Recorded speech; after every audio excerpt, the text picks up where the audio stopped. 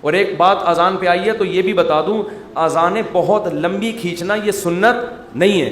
آج کل اذان شروع ہوتی ہے اللہ، وہ اتنا کھینچتا ہے اذان کو، اتنا کھینچتا ہے. یہ مد کہیں بھی ثابت نہیں ہے اذان میں.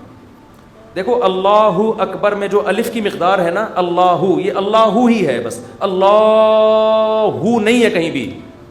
تجوید کی روح سے ادھر مد بنتا ہی نہیں ہے. ہاں جب آپ کہتے ہیں حی علی الصلاح تو یہاں مد ہے، صلاح کو کھینچ سکتے ہیں، حی کو نہیں کھینچ سکتے. حی علی الصلاح، لوگ کیا کریں حی علی الصلاح، عجیب عجیب اذانیں ہو رہی ہیں. ایک دفعہ ہم کہیں گئے نماز پڑھنے کے لیے، تو اذان جب شروع ہوئی نا تو وہ کہنے لگے ایسے اسٹائل میں اذان کے میں ابھی بتاؤں گا تو پھر وہ میم بن جائے گی اس پہ. تو بس وہ خود ہی سوچ لیں. ہم لڑکے بیٹھے تھے، ہم کو ہنسی آنے لگی. ہم نے کہا یہ کیا کر رہا ہے، پتہ نہیں اذان دے رہا ہے کیا کر رہا ہے. ایک امام نماز پڑھا رہے تھے، السلام، پوری نماز صحیح پڑھائی. جب وہ سلام پھرنے لگے تو السلام علیکم ورحمۃ اللہ. ہم نے کہا یار اچھا بھلا السلام علیکم ورحمۃ اللہ پڑھ رہے تھے، السلام علیکم ورحمۃ اللہ کر کے ادھر گھما. عجیب، نہ قرآن سیکھتے ہیں نہ اذان سیکھتے ہیں. جس کو کھڑا کر دو لے جا کے بس وہ شروع کر دیتا ہے. ایک امام کے پیچھے ہم نے نماز پڑھی دیہات میں، وہ پوری سورہ فاتحہ غلط پڑھ رہے تھے لیکن ان کو توئیں پڑھنا آتا تھا. بس انہوں نے نورانی قاعدے میں توئیں کا لفظ اچھی طرح سیکھ لیا تھا. تو ہوتا ہے، یہ تا نہیں ہوتا. باقی کچھ سیکھا نہیں انہوں نے. اب وہ نماز پڑھا الحمدللہ رب العالمین، حمدو کو پڑھ رہے ہیں حمدو. ہم نے برداشت کر لیا.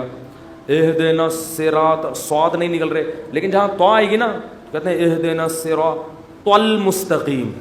ٹھیک، ہم کہہ رہے یار پورا غلط پڑھ رہے ہوتے ہیں لیکن جہاں توئیں آتی ہے ایک دم. تو یہ چیزیں سیکھنے کی ہیں بھائی. اتنا موٹا موٹا قرآن یا موٹی موٹی اذان ہر مسلمان کے لیے سیکھنا ضروری ہے.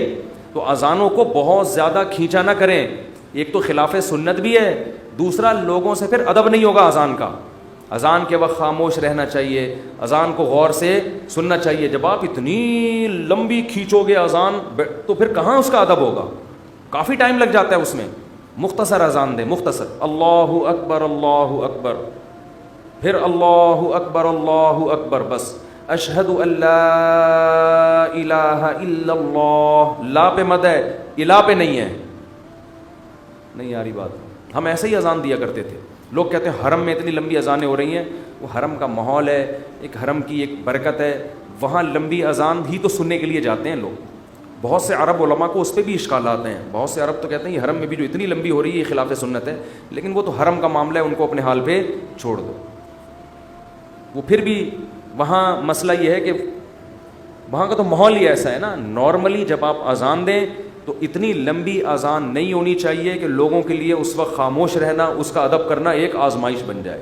اور پھر اسپیکر اتنے بھاری بھرکم نہیں ہونے چاہیے کہ اس اذان سے لوگوں کے کان کے پردے پھٹنا شروع ہو جائیں. اس سے لوگ پھر ان شاعر اسلام کی عزت کرنے کے بجائے توہین کرنا شروع کر دیتے ہیں.